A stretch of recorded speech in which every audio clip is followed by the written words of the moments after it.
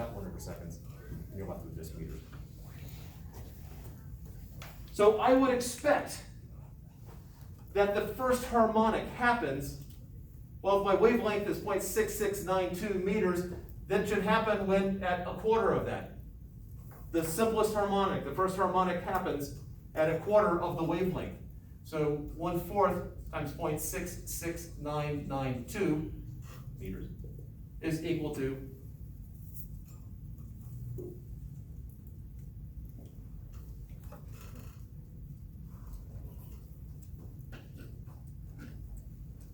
so that's 0.16748.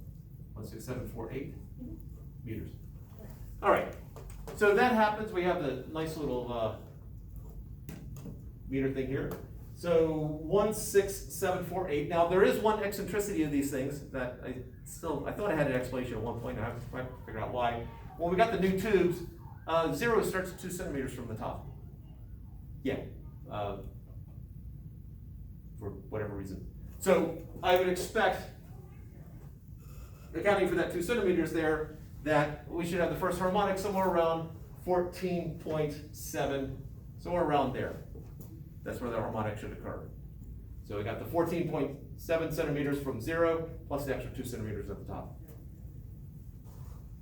So I need to raise the water level there.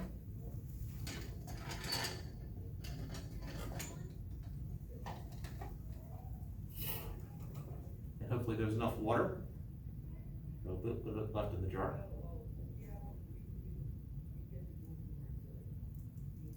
So, well, actually, while it's going up.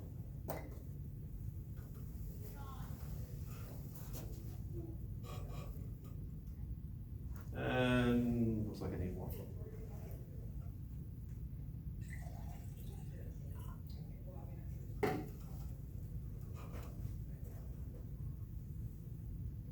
All right, we're above the prediction. All right, so what we're gonna do is I'm gonna strike this, I'm gonna put it over that, and then we'll start lowering the water level. I can raise and lower, well, this one I can lower the water level just by dropping this.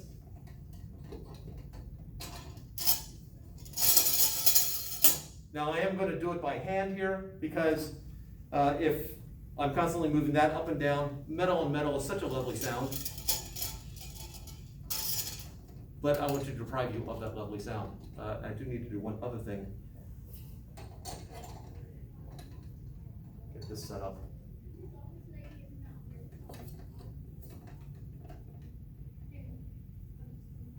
And it'd probably be easier if this is on the ground.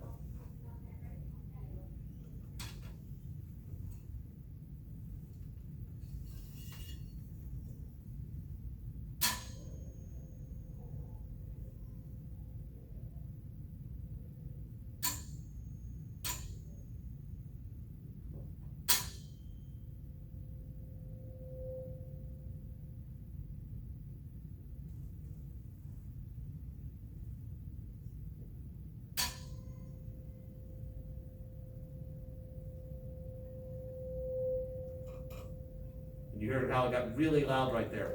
Because anti-node is you get the maximum pushing in and pulling out. The anti-node is the loud spot. The node for sound, nothing. If we could somehow put a microphone there at the surface of the water, we should have no sound at all. Unfortunately, putting a microphone there will disrupt the whole, it'll disrupt the air column and it will mess it up completely.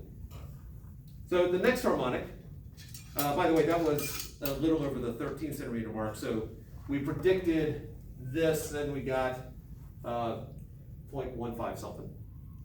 So about 6% off, 6 or 7% off. The next time we should hear a loud sound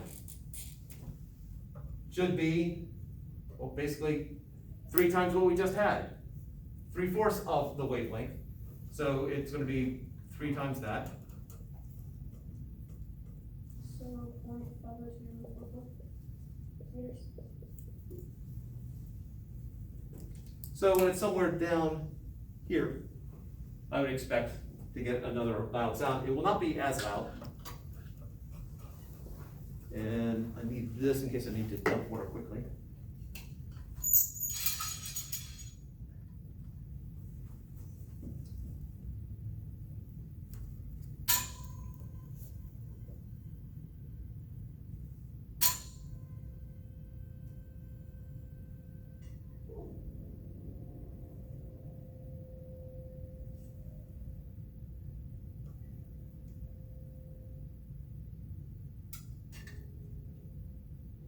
And that's about the 47 centimeter mark.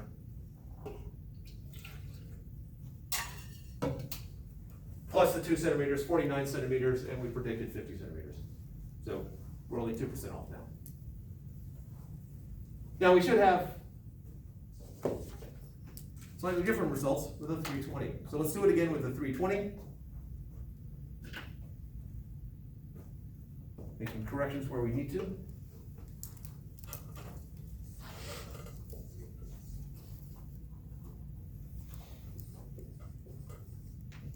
What is the wavelength for 320 hertz sound? And just to give you some evidence that it's really 320, clearly 320 hertz. It's 1 point something. 0.07 meters. We come over here, a quarter of that, so the first harmonic should happen at what length L? It's basically a quarter of that. 0.26796. 0.26796. Yeah, meters. And then the third harmonic, 0.80391 meter. all right, so let's see how well we do with that. Pull that out.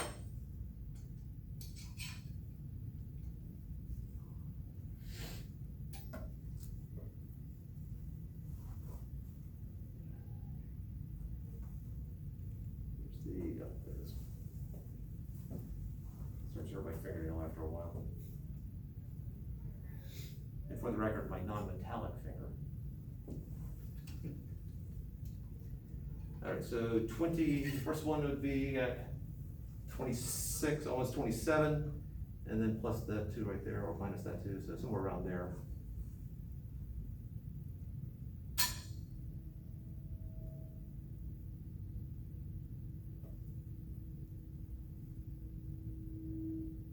Somewhere around there. And that is somewhere about the 23 centimeter mark, so we're off by plus the 2, 25. So we're looking at about a 4%, 5% error there. The next one should happen down there.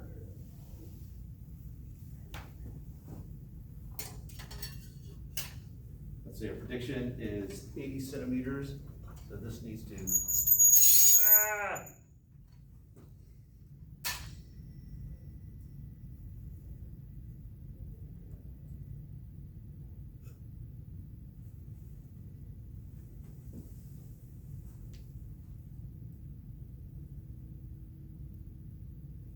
somewhere around there, which was a little over 78 on this part plus that, so a little over 80 centimeters. So we pretty much nailed that one, under 1% error. It is possible in physics to have under 1% error, and you were there.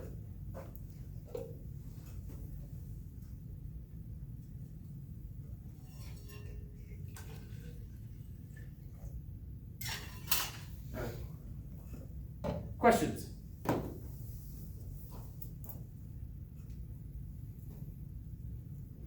The lab that, you probably won't be doing this lab, but the lab, I haven't 100% decided yet, but the lab around this one is you basically do a lot of different frequencies, find the first harmonic, find the second harmonic, plot it, and then from the slope you can figure out what the speed of sound is.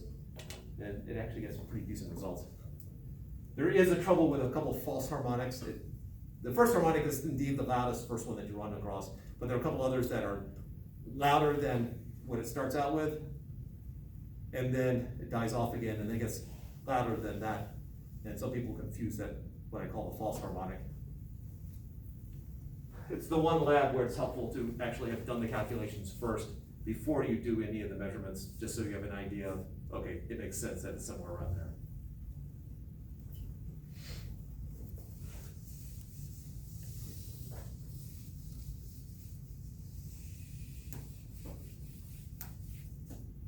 All right, the red tube.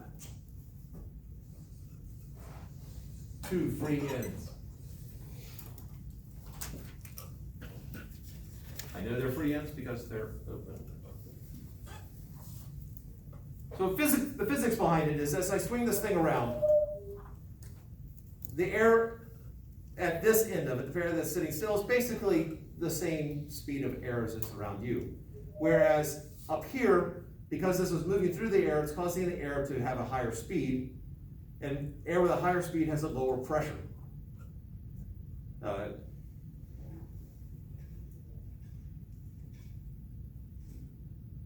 Air with a higher speed perpendicular to the surface has a lower pressure.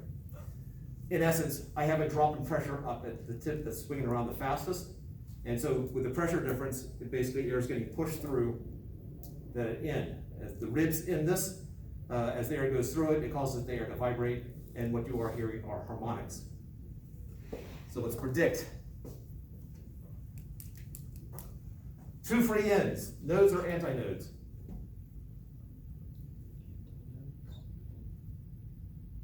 Antinodes? Absolutely, the simplest one. In theory, if I could get the first harmonic to show on hear the first harmonic on this, and you can, it's the second harmonic, it's the first one we hear, it should be absolutely silent in the middle. But again, putting a device in there would mess it up, so. If that length there is L, how many waves is this?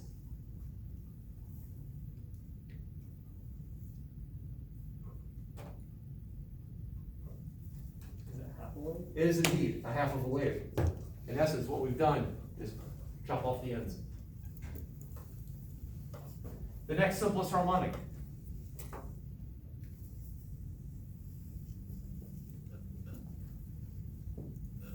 How many waves is that?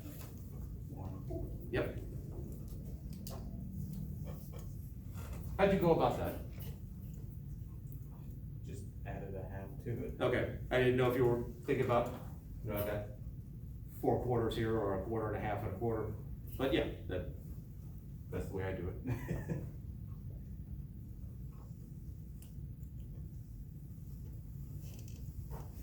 This will be the third harmonic.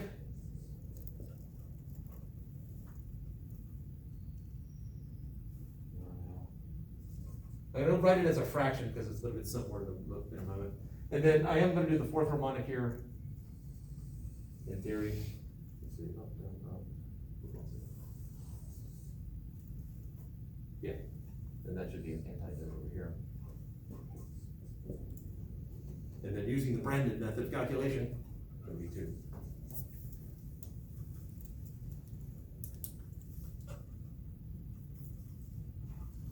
My wavelength, in this case, would be 2 times L.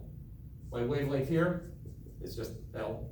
My wavelength here is 2/3 L, and my wavelength here is gonna be 1/2 L, just solving for lambda. L is this distance. All right, at this point, I'm gonna make my excuses for why this will not work perfectly. It works closer than I actually was. The first time I did it, I was surprised how close it got. In our first house, we had this section of the backyard which was covered in ivy. There's part of me that still thinks there's a dead body in there somewhere. But this was underneath the ivy. There's a whole barbell set too that was covered by the ivy. But it's been crushed, rained on. You can still see the remnants of the dirt, which we never can seem to quite get out, but I guess we probably never tried too terribly hard for it to get it off. But it was found. So there's my excuse. Speed of sound, we're gonna stick with 343 meters a second. Again, that is temperature dependent, but that, having done this enough in this room long enough, it's somewhere around there. And so, we need to actually figure out what the length is here. Now, one thing to keep in mind is I can stretch this a lot farther than it's actually gonna stretch when I swing it, but it will stretch some as I swing it.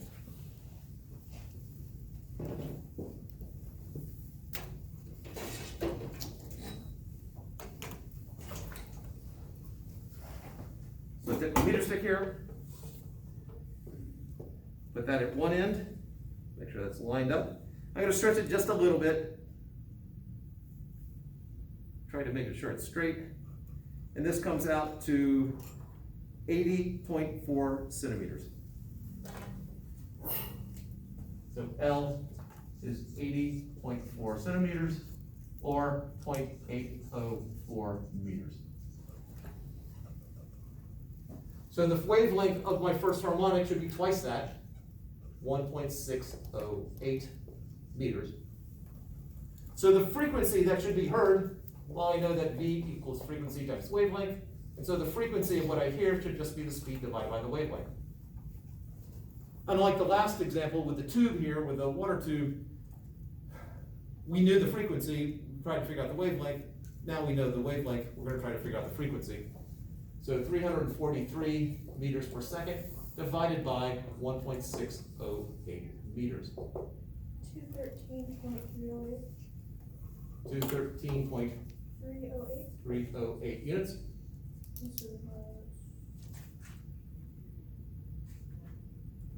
Meters. Like meters per second divided by meters. Seconds. Meters per second divided by meters is the same as meters per second times 1 over meters. Meters cancel out, and I'm left with, you left some parts out. 1 over second. 1 over seconds. Yep, just a hertz.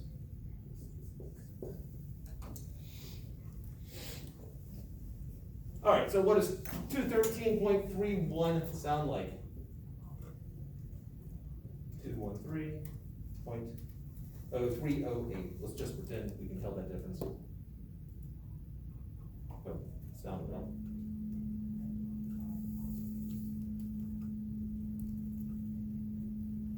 All right, so sort of picture, keep that in mind. And the first harmonic.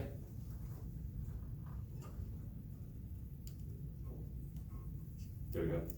We're nailing that. Perfect.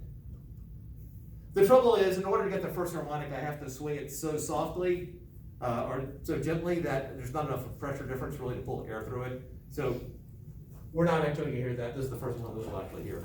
This is the second harmonic. All right, so I think I can do this math. So my wavelength is equal to 0.804 meters.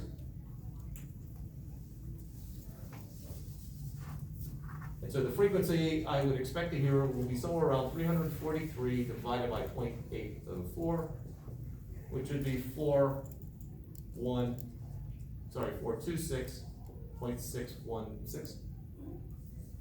Basically twice that. And that's something that we should hear.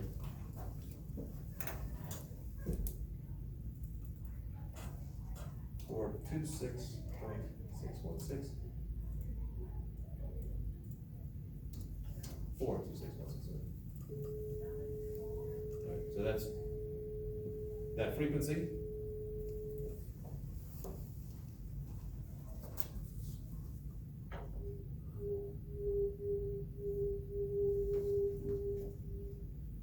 Now, if you use your imagination, you go, okay, sounds similar. The materials are different. This is plastic, that's a speaker, which probably has plastic in it, but the timbre is different. So musical instruments sound differently, or sound different.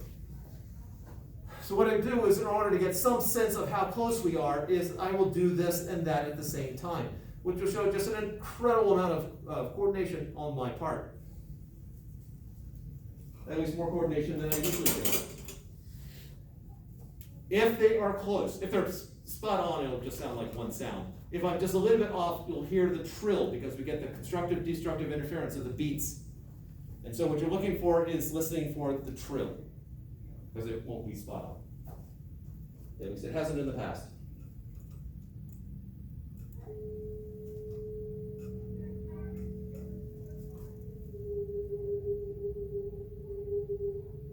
I'm hearing the extra trill there.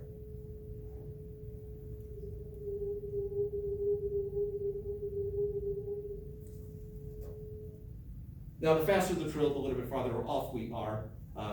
Just like when we were a half hertz off, there was that, and then the more off they are, the frequency increases, the period decreases, and so you get more of a trill. But there was definitely a trill there. We were close enough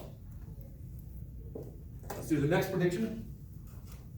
The wavelength is 2/3 of the length of the tube, 2/3 times 0.804.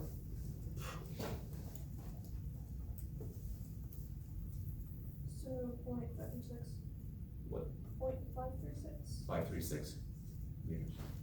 And so the frequency I would expect to hear will be 343 divided by 0.536, and point. 0.925.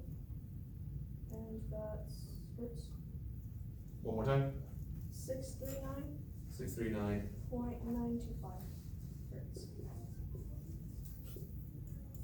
And which should just be roughly the sum of this with some math differences. All right, so just under 640 hertz.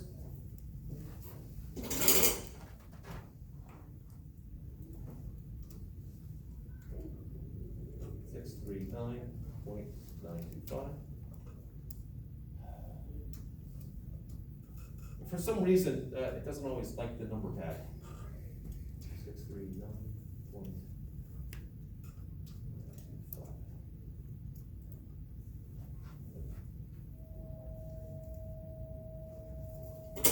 That's the third harmonic.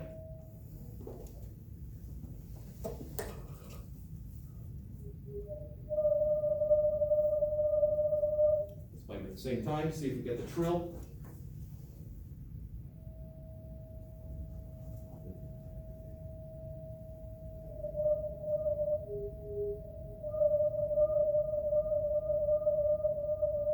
Not quite as nice as the last one. Second, third.